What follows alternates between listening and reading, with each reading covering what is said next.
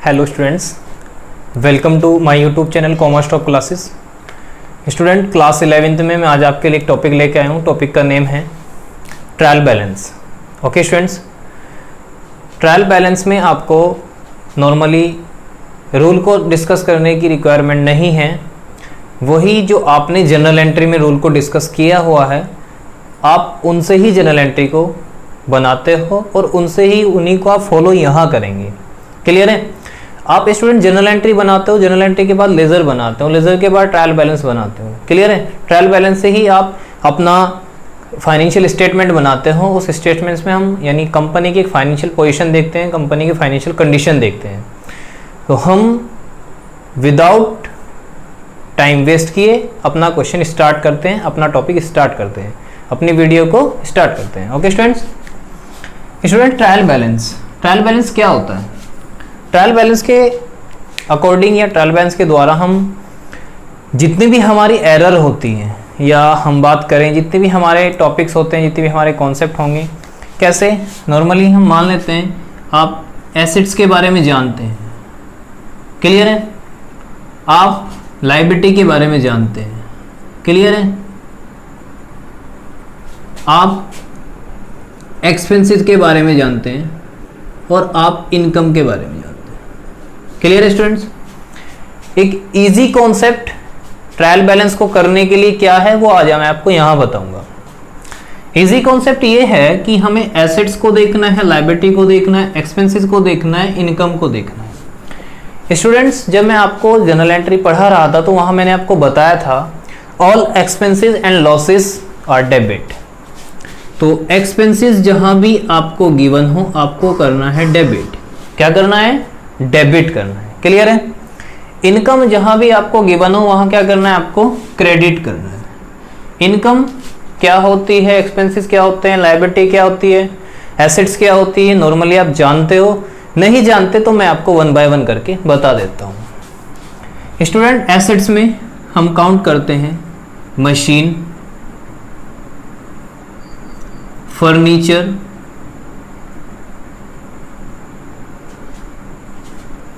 Building,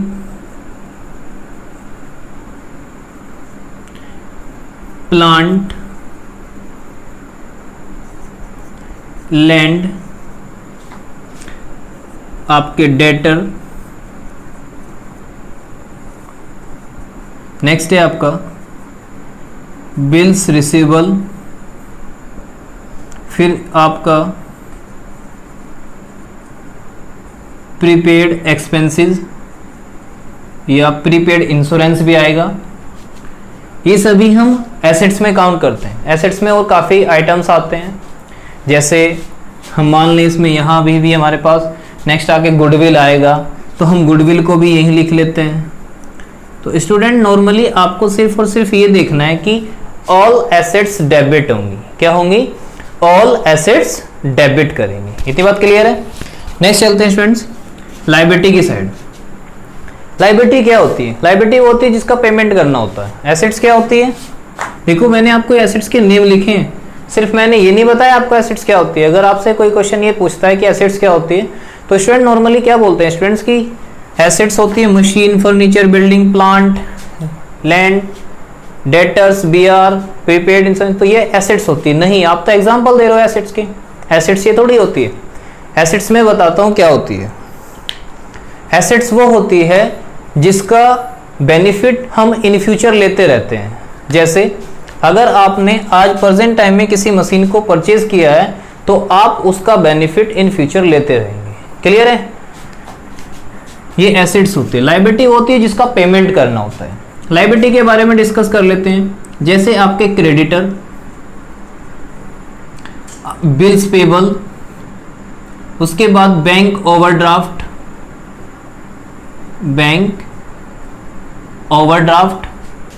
उसके बाद आपके कैपिटल। क्लियर है स्टूडेंट्स? ये सभी चीजें आपकी लायबिलिटी में आती है। आउटस्टैंडिंग, फिर आउटस्टैंडिंग स्टूडेंट वो सैलरी हो सकती है, वो वेजिस हो सकती है, सैलरी हो सकती है, रेंट हो सकता है। ओके स्टूडेंट्स, ये सभी चीजें क्या होंगी? आप नॉर्मली याद रखें कि ये सभी चीजें आपकी लायबिलिटी में काउंट होती हैं। हम यहां मान लें लोन, यानी bank loan, bank loan. Clear है स्टूडेंट्स? एक्सपेंसेस में आप सभी जानते हो वो एक्सपेंसेस जो पे किया गया है या जो आपको लगता है कि ये एक्सपेंसेस है, जैसे परचेज, जब आप कोई गुड्स परचेज करेंगे तो आपका एक्सपेंसेस होगा। उसके बाद आप सैलरी पे करें, आप वेजेस पे करें, आप रेंट पे करें, आप कोई एडवर्टीजमेंट करें, आप इंश्योरेंस पे करें, आप क्या पे करें? इंश्योरेंस पे करें। क्लियर है स्टूडेंट्स की बात? नॉर्मली आप इन सभी चीजों को किस में काउंट करते हैं? एक्सपेंसेस में काउंट करते हैं। स्टूडेंट्स और भी बहुत से आइटम्स हैं जो मैं आपको एक्सपेंसेस में अगर काउंट कराने लगूं तो वो यहां तक शायद इस बोर्ड पे ना भी आए। जैसे ओपनिंग स्टॉक डेबिट होगा, परचेज डेबिट होगा, परचेज रिटर्न क्रेडिट होता है, सेल्स रिटर्न डेबिट होता है, अपोजिट है दोनों का। इनकम में देख लें, इनकम में है interest receive, discount receive, commission receive. तो ये सभी चीजें क्या हैं? रिसीव हो रही है, इनकम है आपकी। क्लियर है? तो नॉर्मली हम ये देख सकते हैं कि जो हमें इनकम यानी जो हमें रिसीव हो रहा है वो हमारी क्या है? इनकम है। क्लियर है? तो ये सभी चीजें हमें काउंट करनी है। ओके स्टूडेंट्स, अगर हम नॉर्मली बात करें कि ये सभी चीजें हमें कहां पे लिखनी है, स्टूडेंट जो फॉर्मेट होगा, एसेट्स होती है डेबिट, वो आपको फॉर्मेट में डेबिट लिखना है। ये सभी आइटम्स डेबिट में आएंगे। स्टूडेंट्स उसके बाद है लायबिलिटी, लायबिलिटी आपकी क्रेडिट होती है। तो जितने भी मैंने आपको लायबिलिटी आइटम्स लिखाए हैं ये सभी आपके क्रेडिट में आएंगे। उसके बाद अगर मैं एक्सपेंसेस की बात करता हूं, मैंने बताया था जब आप मैं जनरल एंट्री के रूल डिस्कस किए थे तो नॉमिनल अकाउंट में जाइए और नॉमिनल अकाउंट में आप फर्स्ट रूल को डिस्कस कीजिए, debit all expenses and losses. Income के बारे में भी मैंने नॉमिनल अकाउंट में ही बताया था आपको कि credit all income and receipts. तो क्लियर है स्टूडेंट्स, हमने यहाँ इन्हें डेबिट या क्रेडिट को देख लिया है। स्टूडेंट्स अगर मैं नॉर्मली आपसे बात करूं कि ट्रायल बैलेंस में आपको और किन किन चीज़ों को ध्यान रखना है, तो हम बात कर लेते हैं एक एक टॉपिक की। पहले आप इन्हें नोट कर लीजिए, स्क्रीनशॉट ले लीजिए। ओके स्टूडेंट्स, अगर मैं आपसे बात करता हूं कि हमें ट्रायल बैलेंस में करना क्या है, तो स्टूडेंट आपको सिर्फ और सिर्फ डेबिट और क्रेडिट को ही देखना है कि कौन सा आइटम डेबिट होगा एंड कौन सा आइटम्स क्रेडिट होगा। ओके स्टूडेंट्स, देखो अगर मैंने अभी आपको बताया है कि आपको परचेज करनी है डेबिट, तो स्टूडेंट परचेज रिटर्न होगी क्रेडिट। क्लियर है? आप जानते हो सेल्स होती है क्रेडिट, तो स्टूडेंट सेल्स रिटर्न होगी डेबिट। क्लियर है? ये वो छोटे छोटे से पॉइंट्स हैं जो आपको ट्रायल बैलेंस के अंदर ध्यान रखने होते हैं।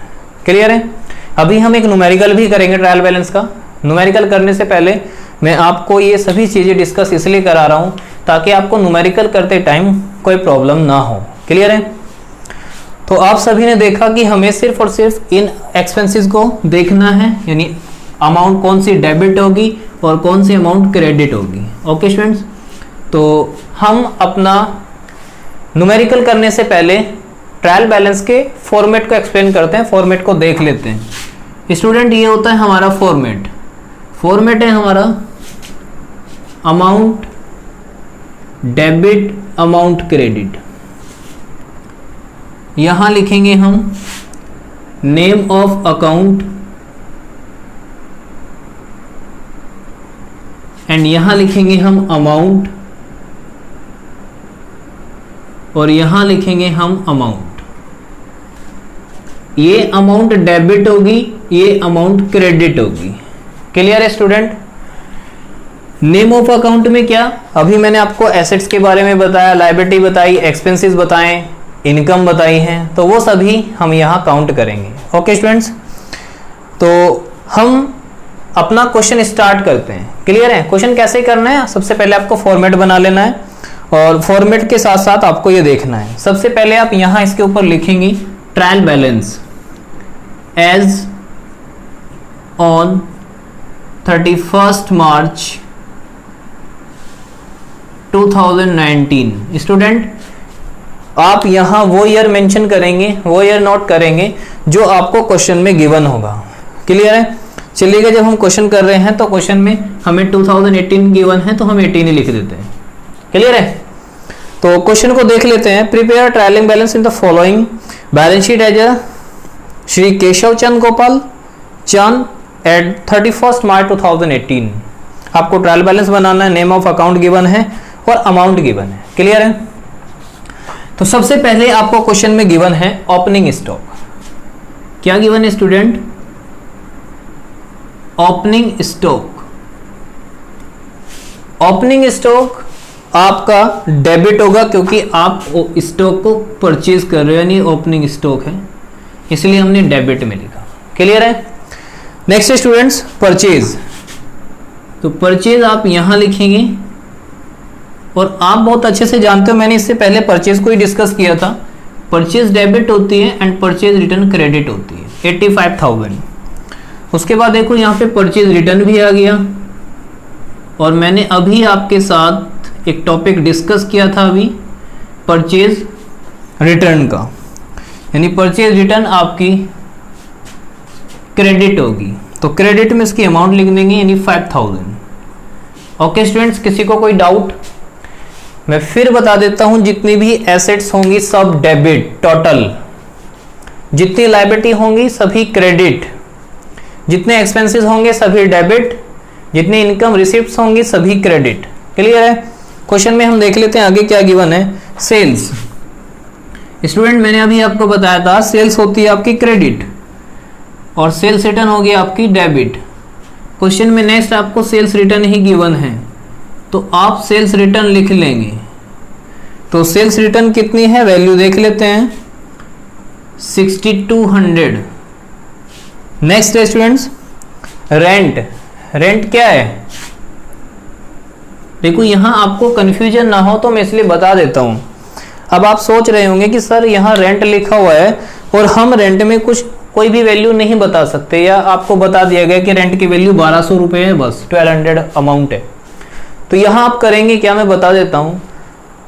रेंट हो, मैं यहां लिख देता हूं स्टूडेंट, रेंट हो, आपका डिस्काउंट हो, कमीशन हो, या आपका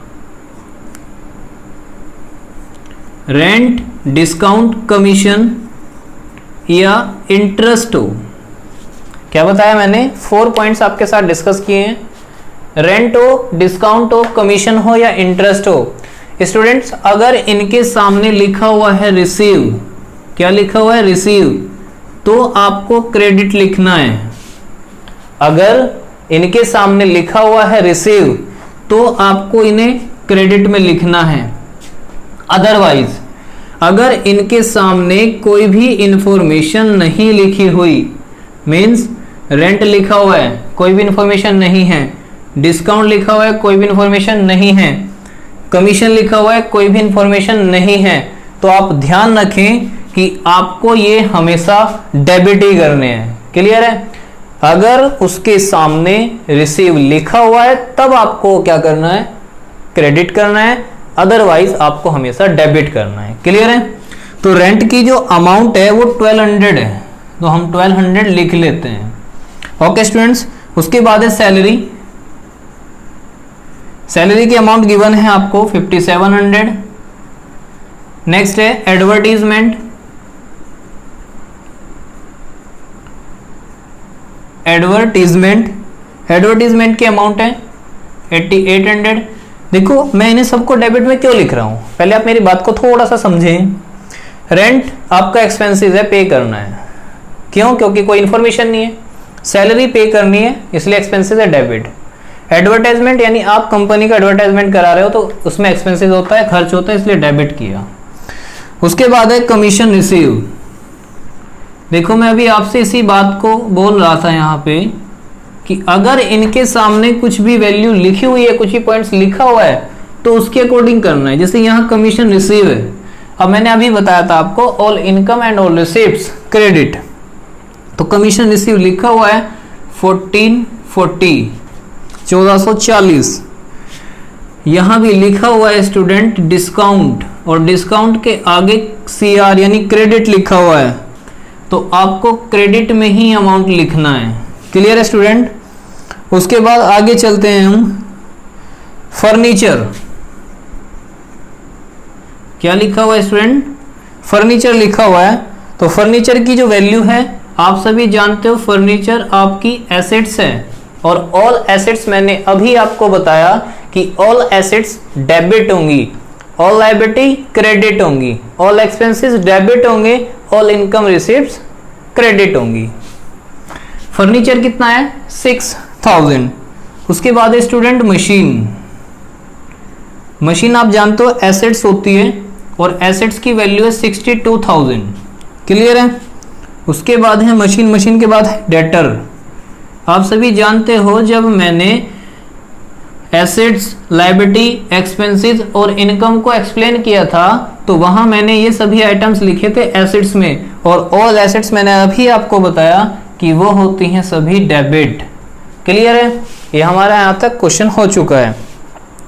आगे चलते हैं स्टूडेंट। राइट साइड में लिखा हुआ है क्वेश्चन, आपको स्क्रीन पर शो हो रहा है। क्रेडिटर्स, क्रेडिटर्स की वैल्यू है 12,750। हमने क्रेडिट क्यों लिखा? क्योंकि क्रेडिटर हमारी लायबिलिटी है। उसके बाद है BR, स्टूडेंट BR यानी बिल रिसीवेबल, ये हमारी एसेट्स होती है, और ऑल एसेट्स हमारी डेबिट होगी 4600। नेक्स्ट है बिल्स पेबल। मैंने अभी आपको बताया था बिल्स पेबल यानी पे करना है, पे करना है तो सॉरी लायबिलिटी है आपकी। बिल रिसीवेबल एसेट्स होती है, बिल्स पेबल आपकी लायबिलिटी होती है, और लायबिलिटी होती है यानी लायबिलिटी का पेमेंट करना है, तो पेमेंट करेंगे तो आपका क्रेडिट यानी आपकी लायबिलिटी हो गई क्रेडिट, तो 2500 बिल्स पेबल। उसके बाद है cash in hand, cash in hand. तो स्टूडेंट ये क्या होता है? ये आपकी एसेट्स होती है 11,220। क्लियर है? उसके बाद है बैंक ओवरड्राफ्ट। अगर आपको याद हो तो जब मैंने स्टार्टिंग में एसेट्स, लायबिलिटी, एक्सपेंसेस और इनकम को एक्सप्लेन किया था तो बैंक ओवरड्राफ्ट लायबिलिटी में लिखा था, देख लेना वीडियो में प्रीवियस करके, थोड़ा बैक करके।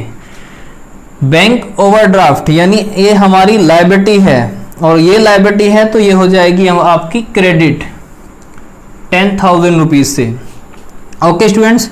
उसके बाद है interest on overdraft, interest on overdraft. Clear है?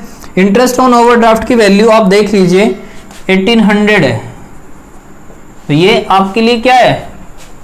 खर्च है, आपको पे करना है। भाई ओवरड्राफ्ट क्या होता है? पहले आप ओवरड्राफ्ट को समझें। आपके अकाउंट में इतना बैलेंस नहीं है जितने की आपको नीड है, आप फिर भी बैंक से एज ए लोन के रूप में ले लेते हो। ध्यान रखें, ओवरड्राफ्ट की सुविधा सिर्फ और सिर्फ करंट अकाउंट पे ही होती है, सेविंग अकाउंट पे आप बैंक ओवरड्राफ्ट नहीं ले सकते। क्लियर है? करंट अकाउंट वो अकाउंट होता है जिसपे आपको बैंक कभी भी इंटरेस्ट पे नहीं करता, इंटरेस्ट नहीं देता है। करंट अकाउंट सिर्फ बिजनेसमैन का ही होता है, व्यापारियों का ही होता है। सेविंग अकाउंट नॉर्मली आपका मेरा सेविंग अकाउंट है। कभी आपने देखा कि आपके अकाउंट में 5,000 रुपीज और आप बैंक से 10,000 रुपीज ले ले? नहीं, ये सुविधा सिर्फ और सिर्फ किसे होती है? बिजनेसमैन को होती है करंट अकाउंट में, जिससे हम बैंक ओवरड्राफ्ट बोलते हैं। उस पर इंटरेस्ट पे करना है तो आपका खर्च है, खर्च है तो आपके लिए डेबिट होगा, एक्सपेंसिव है। ओके स्टूडेंट्स, नेक्स्ट बात कर लेते हैं कैपिटल की। कैपिटल मैंने अभी अगर आपको ध्यान हो तो मैंने लिखा था लायबिलिटी साइड, और कैपिटल की जो अमाउंट है वो है 50,000। उसके बाद है drawing. Drawing as a personal use होता है हमारा, यानी खर्च है, और खर्च है तो ये होगा डेबिट। Okay student, 7800। नेक्स्ट चल लेते हैं हम, क्वेश्चन को आगे करते हैं। इनपुट जीएसटी, इनपुट जीएसटी, लेकिन ये सीजीएसटी है, और ये क्या है? Input SGST. अच्छा, CGST, SGST, IGST. Student, CGST का मतलब होता है central goods and service tax, SGST का होता है state goods and service tax. तो जितना भी इनपुट होगा उसे करना है आपको डेबिट, यानी 5000 एसजीएसटी, और 5000 CGST। क्लियर है? उसके बाद यही सेम प्रोसेस है आउटपुट का, output CGST and output SGST। तो स्टूडेंट जब इनपुट आपका क्या हुआ है डेबिट, तो आउटपुट क्रेडिट होगा और आउटपुट की वैल्यू 8000 एंड 8000 है। स्टूडेंट अब हमें क्या करना है, टोटलिंग करनी है। टोटलिंग को करने से पहले मैं आपको एक बात बता देता हूं। टोटलिंग जब हम करेंगे तो यहां हम क्रेडिट का कर लें या डेबिट का टोटल कर लें, दोनों का टोटल इक्वल ही आएगा। तो यहां आ रहा है 2,58,400, 2,58,400। इतनी बात क्लियर है? ये आ गया आपका दोनों साइड का टोटल। क्लियर है स्टूडेंट? SGST, IGST, CGST ये क्या होता है? ये एक गुड्स एंड सर्विस टैक्स होता है जो सेंट्रल द्वारा, स्टेट द्वारा और इंटरनेशनल द्वारा कलेक्ट किया जाता है। अब ये इंटरसेक्टर है या इंटर स्टेट है या इंट्रा स्टेट है, इस बात पे डिपेंड करता है।